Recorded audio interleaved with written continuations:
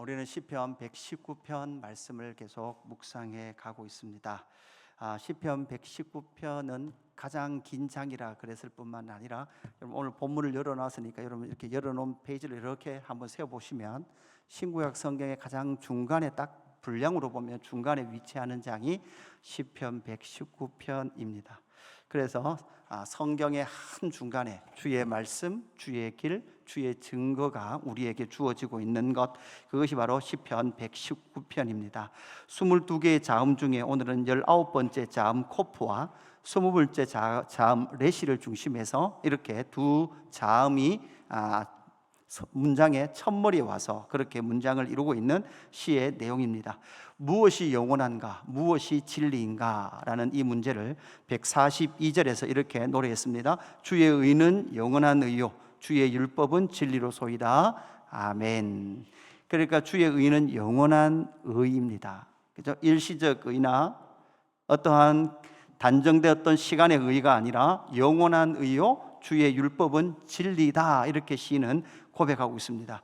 영원한 의와 진리를 따라 살아가는 시인의 삶의 형편이 보세요. 주의 의는 영원하며 주의 율법은 진리로소이다. 이렇게 고백함에도 불구하고 오늘 본문의 시인의 삶의 형편을 보면 143절에 이런 말씀이 나와요. 143절에 환난과 우환이 내게 미쳤으나 주의 계명은 나의 즐거움이니이다. 그러니까 시인에게 하나님의 의와 주의 의의 영원함과 주의 율법의 진리를 알고 있음에도 불구하고, 그리고 그 말씀이 자신의 삶에 성취되기를 갈망하는 그러한 갈급함이 있음에도 불구하고 이 시인의 삶은 뭐가 미쳤다고 말합니까? 환난과 우환이 자신의 삶에 미치고 있대요. 여러분, 우리 삶에 환난과 우환이 있으면 여러분 기쁨이 있습니까? 없습니까? 기쁨이 없죠. 예. 그럼에도 불구하고 이 시인은 주의 계명은 나의 즐거움이다 이렇게 고백하며 나가고 있는 거죠. 환난과 우환을 겪고 있는 이 시인의 고백이 오늘 본문으로 이어지면서 145절 오늘 이렇게 시작하죠. 여호와여, 내가 전심으로 부르짖어 싸우니 내게 응답하소서. 내가 주의 교훈들을 지키리이다 이렇게 말하고 있죠. 그래서 오늘 본문이 145절에 그렇게 시작되는 내가 전심으로 부르짖어 싸우니, 이렇게 지금 결국은 시편의 119편의 후반부로 오면 하나님 말씀, 주의 율례, 주의 법도를 따라 사는 이 시인의 삶 가운데서도 여러분 무엇이 있어요? 환난과 우환이 있더라는 거예요. 그 환난과 우환 속에서도 그는 기쁨, 즐거움을 선택하면서 어디로 나가는가 하면 어디로 나가요? 전심으로 부르짖는 곳으로 나아간다는 거죠. 부르짖다라는 이 단어로 문장이 시작됩니다. 그래서 내가 전심으로 부르짖어 싸우니 라는 것이 오늘 금요 기도의 제목입니다. 환난과 우환 가운데서도 부르짖는 이유가 무엇일까? 여기서 부르짖다라는 것은 원어로 보면 선포하다라는 의미예요. 선포하다. 그러니까 환난과 우환이 있음에도 불구하고 그는 하나님 앞에 선포하는 거예요. 하나님 앞에 부르짖는 거예요. 하나님 앞에 선포하며 나간다는 거죠. 여러분, 그래서 시편 119편에 주의 말씀, 주의 진리의 말씀을 사모하는 사람은 결국 여러분 그의 삶 가운데 어떤 모습으로 나타나요? 주께 부르짖는 자의 삶으로 나타나게 되어 있습니다. 이유가 뭘까요? 첫 번째 이유는 이겁니다. 하나님의 말씀이 성취되기를 부르짖고 있습니다. 시인은 지금 환난과 우환이에요. 지금 제가 이렇게 이번 주에도 목사님들 만남이 있어서 만나고, 오늘도 오픈도어 선교회 목사님 이제 우리 5월 말에 집회가 행사가 있어서 세미나가 있어서 서울에서 오셔서 잠시 이렇게 대화를 나누면서 이렇게 소식들을 들어요. 그 소식들을 들어보면 여러분 교회에서도 우리 교회도 여러분 질병 가운데 치료 중에 있는 분도 계시죠. 그런 분도 계시지만 또 참 목사님 세계에도요 참 어려운 이야기들을 많이 들어요. 중구에 있는 교회입니다. 그죠? 저희 교단 목사님이신데 교회에 좀 어려움이 있었고 상당히 교회에 어려움이 있었어요. 그래서 몸이 좀 안 좋아서 감기인가 싶어서 구안나서 이렇게 입이 돌아가는 거죠. 그래서 병원에 갔더니 그죠? 의사 선생님이 이건 이제 손 쓸 수 없는 상황이 됐습니다. 지금 2주째 지금 혼수 상태에 계시는 거죠. 24시간 피를 계속해서 갈아 넣으며도 의사 선생님들은 병원에서는 이제 방법이 없습니다. 어떤 한 목사님은 외동 아들이에요. 외동 아들. 의사 아들이에요. 근데 의사 41살 된 의사가 아들이 자다가 하나님 불러가셨어요. 잠결에 불러가셨어요.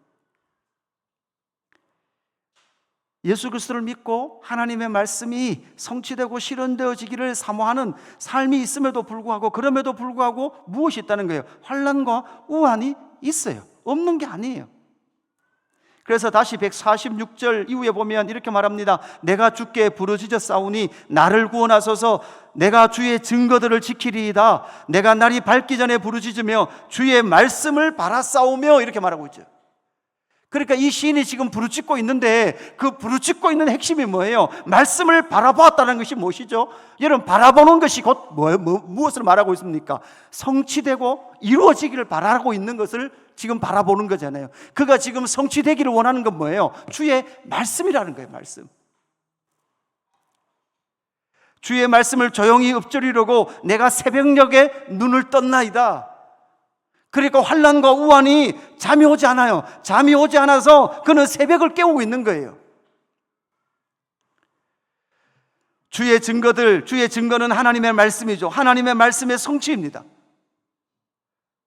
그래서 이 시인이 진짜 지금 부르짖고 있는 것은 꿀송이보다 더 전 진리의 말씀, 우리의 갈 길을 밝혀주는 진리의 말씀이 우리 가운데 있는데, 그 말씀이 우리 삶 가운데 어떻게 되도록요? 성취되고 실현되어지기를 원하면서 그는 하나님 앞에 무엇하고 있습니까? 부르짖고 있더라라는 사실입니다. 신약의 교회 공동체 역시도 그리스도인 우리가 교회에서 모여 부르짖는 이유가 무엇입니까? 우리의 문제 해결입니까? 만사 형통입니까?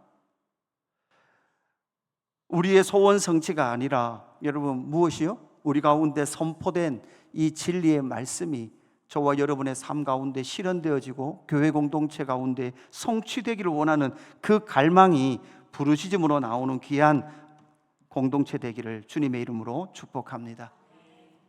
그러니까 목회를 하는 여정 속에서 계속해서 갈망하는 것이 있습니다. 계속해서 부르짖는 거 있죠. 다른 부르짖는 것이 아닙니다. 다른 부르짖는 것이 아니라 하나님 진리의 말씀대로 교회가 세워져 가게 하여 주옵소서. 오늘 서울에 오픈도어 선교사님 사무 오시는 총무 선교사님이 오셔서 막 이런저런 이야기를 좀 나눴어요. 그러니까 오픈도어 선교회, 그러면 한국에 별로 모르는 선교단체입니다. 거기 아마 1,400여 명의 전 세계의 선교사님이 전 세계에 지금 어떤 기독교의 박해가 있냐고 그 모든 정보를 모아서 전 세계의 그 기독교 박해 현실들을 우리에게 알려주고 있는 단체가, 그리고 한국은 특별히 여러분 무엇 하는 단체입니까? 그 오픈도어 선교가 여러분 북한 사역에 아주 깊이 들어가 있는, 우리에게는 절대 공개할 수 없는 북한 사역을 아주 깊이 들어가 사역하고 있는 그 단체가 오픈도어 선교이거든요. 그러면 이렇게 말씀하시더라고요. 그 대구의 교회에 100통을 전화해요. 100통. 5월 말에 예수 그림교회에서 오픈도어 선교에서 전 세계의 기독교 박해지수 세미나가 있습니다. 100통의 전화를 돌린 거예요. 100통의 전화. 100통의 전화를 돌리면 몇 교회가 참석하겠습니다라고 대답을 했을까요? 100교회를 전화 돌렸는데 딱 한 교회가 그날 참석하겠다 그러시더라고요. 그래서 이런저런 이야기를 많이 했어요. 그죠? 전 세계에 지금도 복음과 함께, 복음 때문에 고난당하고 복음 때문에 그 복음의 진리의 말씀이 실현되기를 원하며 생명을 다하여 살아가고 있는 우리의 믿음의 지체들이 열방 속에 있단 말이에요. 지금도 우리는 잘 몰라요. 그 선교사님이 인도에서 선교사역 하시다 들어오셨더라고요. 인도에서 계시다 들어왔는데 저 콜카타, 그러니까 이제 그분은 더 이렇게 영적으로 힘든 데 있었더라고요. 그 뭐죠? 기안 84가 갔던 동네 있잖아요, 인도에. 그죠? 그 겐지스 강이 있는 그쪽에서 사역을 하셨는데 정말 영적으로 힘들었다는 거예요. 엄청나게 영적으로 눌렸다는 거죠. 그곳에서 사역하며 하나님의 말씀이 이루어지기를 그렇게 갈망하며 나아갔던 하나님의 사람들이 지금도 열방 속에 있더라는 거죠. 무엇을 기대하고 있습니까? 진리의 말씀이 내 삶에, 여러분, 그래서 언제 부르짖느냐? 여러분, 환난과 우환이 우리 안에 긍정적으로 역사할 수 있는 하나의 길은, 여러분 환난과 우환을 좋아할 사람이 어디 있습니까? 그죠? 그런데 환난과 우환이 성도 가운데 긍정적으로 역사할 수 있는 한 길은 부르짖는 기도를 배우는 하나의 통로입니다. 여러분 다르게 말하면, 사실은 여러분 우리가 이 땅을 살아가고 있는 삶 가운데 믿음 생활을 하면서 당하는 환난은 그렇게 많지 않을 거예요. 사실 한국은요 이미 그런 환난이 없습니다.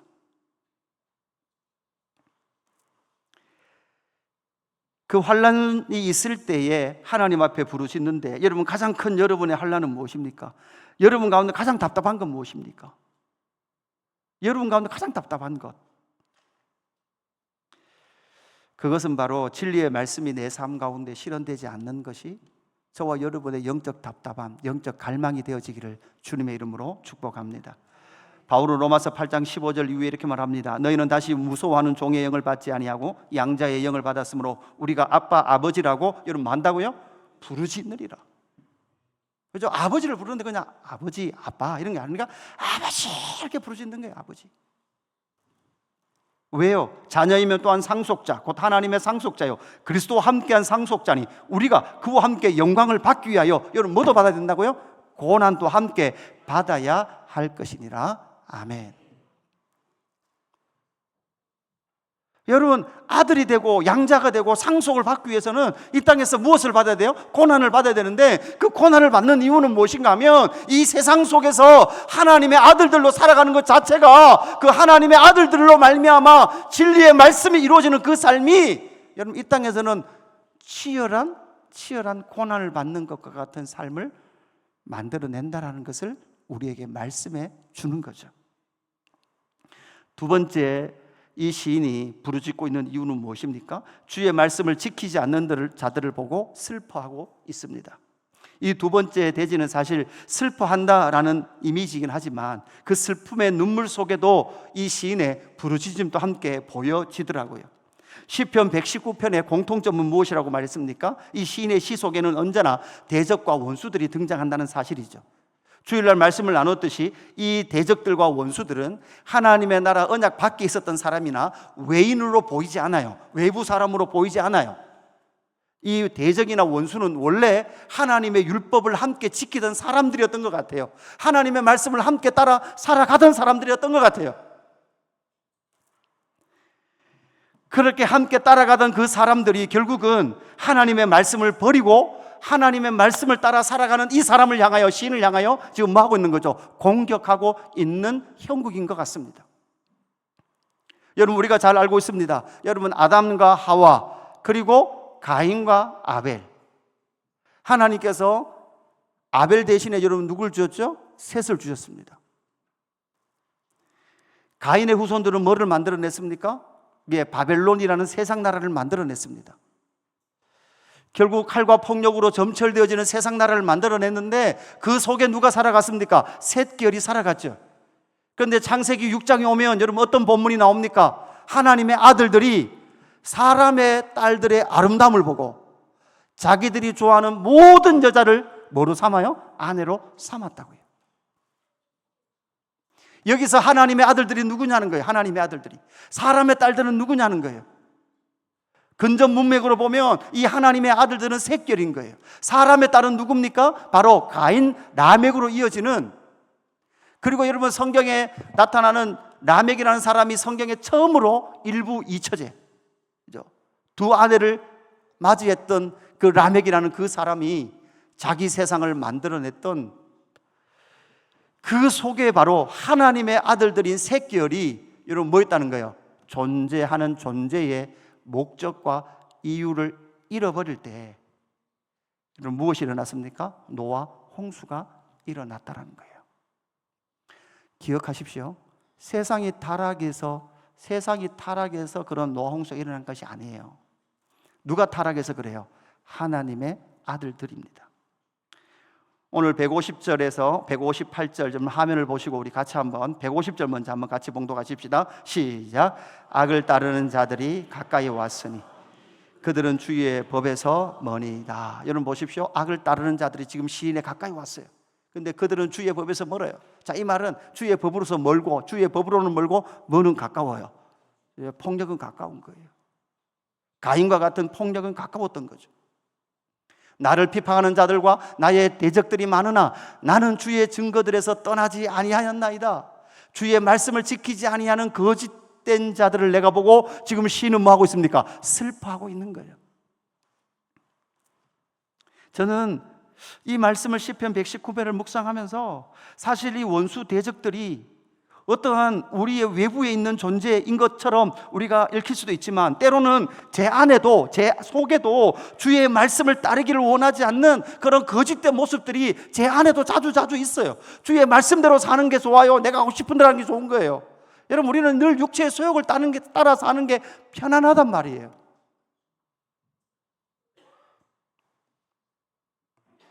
제가 찬양하면서 지금 딱 생각해 보니까 지난 금요 기도회 때 제가 안 한 거 맞죠? 제가 인도했나요? 지난 금요 기도회? 제가 인도했어요? 제가 인도했네요. 왜 이렇게 오랜만에 하는 것 같죠? 엄청 힘들더라고요. 목소리도 갈라지고. 근데 올라가서 또 강단에 올라가서 또 다시 말씀을 전하고 기도를 해야 된다는 그 생각을 할 때 여러분 사실은 그냥 편안하고 싶어요. 편안한 게 얼마나 좋아요. 그런데 이 시인은 주의 말씀을 지키지 아니하는 사실은 거짓된 나를 보고 여러분 뭐 하는 거죠? 슬퍼하고 있는 것 같아요.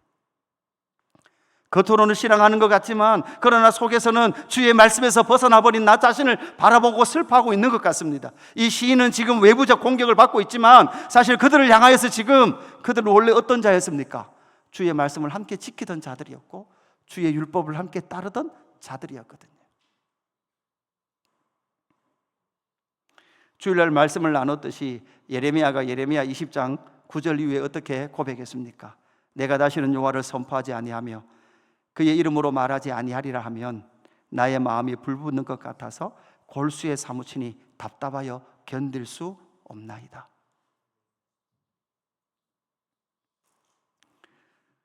지금 예레미야를 박해하는 이 상황은 어떤 상황이었습니까?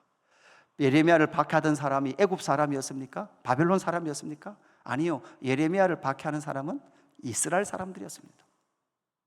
아무리 말을 해줘도 그들은 듣지 않았다는 거죠.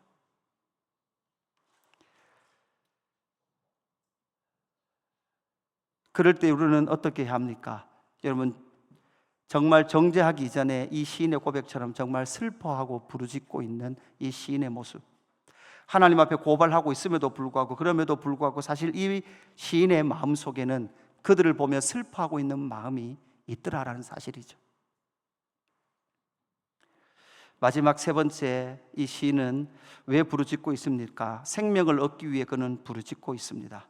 원수로 가득한 땅에서 원수의 공격 속에 그는 빠져 있습니다. 생명을 빼앗길 것 같은 위기 속에 있습니다.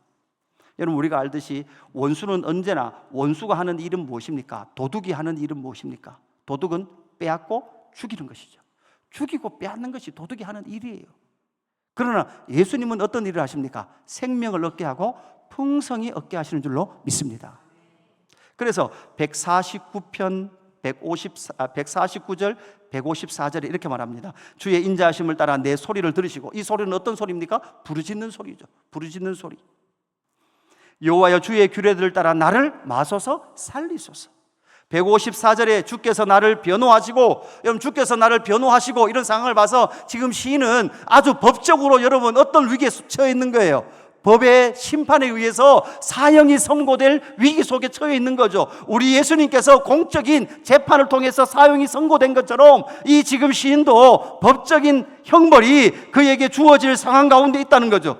주께서 나를 변호하시고 나를 구하사 주의 말씀대로 나를 마소서 살리소서. 생명을 얻게 하는 거죠. 여기서 살리다라는 것은 구약 성경에 기업을 무르다, 상속을 이어주다, 그죠? 이런 의미와 함께 연결되어 있습니다. 우리가 잘 알듯이 룻기 4장 4절에 보면 이렇게 말합니다. 내가 여기 앉은 이들과 내 백성의 장로들 앞에서 그것을 사라고 내게 말하여 알게 하려 하였노라. 만일 내가 물으려면 물으느니와 만일 내가 물으지 아니하거든 내게 구하여 알게 하라. 내 다음은 나요 그 외에는 물을 자가 없느리라 하니 그가 이르되 내가 물으리라 하는지라.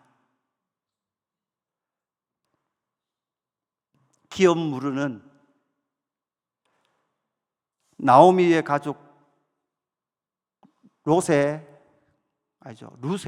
기업을 물으는 보아스의 이 행위가 결국 끊어졌던 대를 여러분 생명을 어떻게 하죠? 이어내는, 생명을 살리는 그 기업의 물음의 이미지가 나타나고 있는 거죠. 욥기 19장 25절 26절 우리 두 절 같이 봉독해 보십시다. 시작.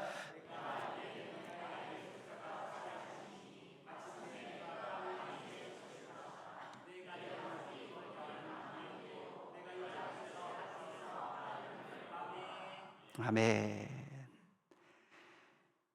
내가 알기에는 나의 대속자가 살아계시니, 욥이 이런 말을 해요. 나의 대속자가 살아계시니 마침내 그 땅 위에 서실 것이라. 내 가죽이 벗김을 당한 뒤에도 내가 육체 밖에서 누구를 보리라? 하나님을 보리라. 결국은 이 시인은 지금 자신의 생명을 구원하소서라고 부르짖고 있는 거죠. 기업을 물으면서 기업을 책임지며 그 기업을 구원해내실 하나님을 기대하며 간구하고 있더라는 거죠. 사도행전 7장 59절에 스데반 집사 역시도 그들이 돌로 스데반을 치니 스데반이 부르짖어 이르되 주 예수여 뭐를요? 내 영혼을 받으시옵소서. 할렐루야. 이 시인이 지금 이 상태에서 생명을 얻기 위하여, 다른 말로 하면 지금 이 시인은 생명을 잃을 위기 속에서도 위기 가운데 있었기에 그는 지금 무엇하고 있다는 거죠? 하나님께 부르짖더라라는 것이죠. 성경 구절 두 번째 문단의 말씀을 제가 패스하고 왔는데 찾아주십시오. 예레미야 33장 2절 3절 말씀입니다. 이를 행하시는 여호와, 그것을 만들며 성취하시는 여호와, 그의 이름은 여호와라 하는 이가 이와 같이 이르시는도다. 3절 같이 읽습니다. 시작. 너는 내게 부르짖으라.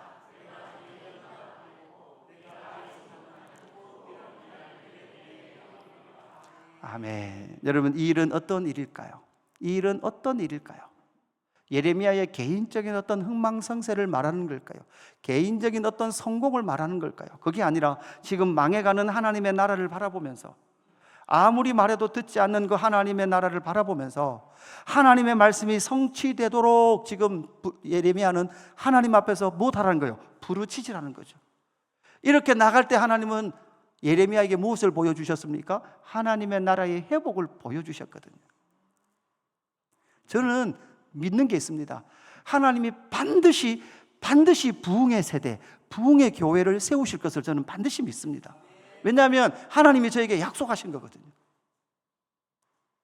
끊임없이 여러분 복음을 이루어가는, 복음의 말씀을 이루어가는 삶 가운데, 우리 삶 가운데 환난이 있을 수 있어요. 우환이 있을 수 있어요. 그럼에도 불구하고 그 환난과 우환은 무엇 때문에 그래요? 주의 말씀을 이루어가는 데 있어서 반드시 싸우고 투쟁해야 될 우리의 삶이 있는 거예요. 그럴 때 여러분 그 위기 속에서 하나님은 우리를 어디로? 바로 이 기도의 자리에서 여러분 무엇하도록? 부르짖도록 하셔서 하나님은 하나님의 뜻을 보여주시고 하나님의 말씀을 이루어가시는 줄로 믿습니다. 그리고 반대편 그렇지 못한 자들을 보면서 탄식하고 슬퍼하는 마음도 함께 있어요. 그 마음을 함께 가지고 나아가며 결국은 그 생명, 영원한 생명을 얻기 위하여 부르짖어야 할 곳은 바로 교회 외에는 다른 기관은 없는 줄로 믿습니다. 여러분, 그 생명을 주시는 분은 바로 하나님이신 줄로 믿습니다. 오늘 이 말씀을 정리하면서 여러분은 하나님 앞에 부르짖고 계십니까? 부르짖고 계시다면 왜 부르짖고 계십니까? 부르짖는 그 부르짖음의 제목들이 무엇입니까? 근본적으로 우리의 삶의 문제는 하나님의 말씀에서 떠난 거예요. 네가 떠나서가 아니라 사실은 우리가 떠나서 내 자신이 먼저 말씀 앞에 돌아오면 우리의 삶의 전 영역에서 하나님이 하나씩 해결해 가실 줄로 믿습니다. 우리 이 찬양 할까요? 내가 소망하는 아버지 나라, 주님 오실 그날 완성되리.